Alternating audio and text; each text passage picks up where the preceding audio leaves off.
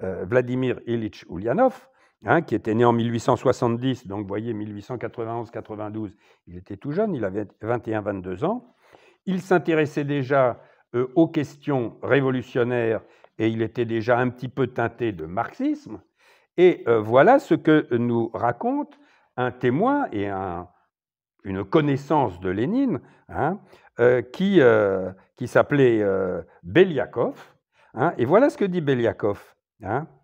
Non seulement Vladimir Ulyanov refusa de participer au secours dans sa ville de Simbirsk, alors que tout le monde se mobilisait pour essayer d'aider ces populations en détresse, hein, mais, ajoute Beliakov, il avait le courage de déclarer ouvertement, voyez le courage, hein, de déclarer ouvertement que la famine avait de nombreuses conséquences positives, à savoir l'apparition d'un prolétariat industriel, ce fossoyeur de l'ordre bourgeois.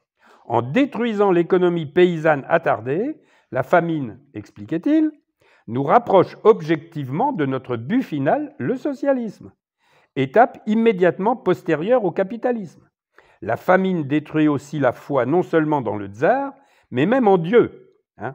Donc, voilà quand même un témoignage assez intéressant pour ce jeune garçon qui a 21-22 ans, surtout quand on connaît la suite de l'histoire. Hein. Alors, je voudrais insister sur ce raisonnement tout à fait absurde, hein, qui est la famine tue les paysans. C'est une très bonne chose, puisque en tuant les paysans, bon, ceux qui sont morts, tant pis pour eux, mais ceux qui survivent, ils vont être tellement dégoûtés de l'agriculture qu'ils vont partir en ville dans les usines. Ça va faire gonfler le prolétariat, et plus le prolétariat sera important, plus nous approchons du socialisme à grande vitesse. Hein. C'est élémentaire, mon cher Watson, comme dirait l'autre. Bon, hein, alors, vous voyez le type de raisonnement, mais ça, c'est effectivement un certain type d'interprétation du marxisme.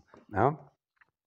Ce que je voudrais souligner aussi, c'est quand même le refus total de la compassion, hein, de la pitié, ce qui va être quand même une des grandes caractéristiques de Lénine. Les gens peuvent crever, ce n'est pas son problème. Hein. Lui, c'est un idéologue, il poursuit son idée c'est le socialisme, et plus vite on en arrive au socialisme par n'importe quel moyen, mieux on se porte.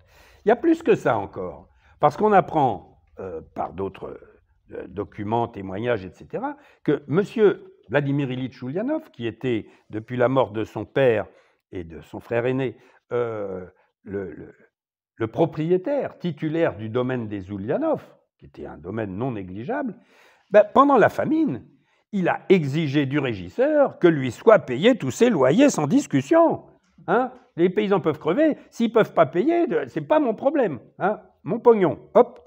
Bon, donc vous voyez, on est là en 1891-92. On n'est pas en 1917.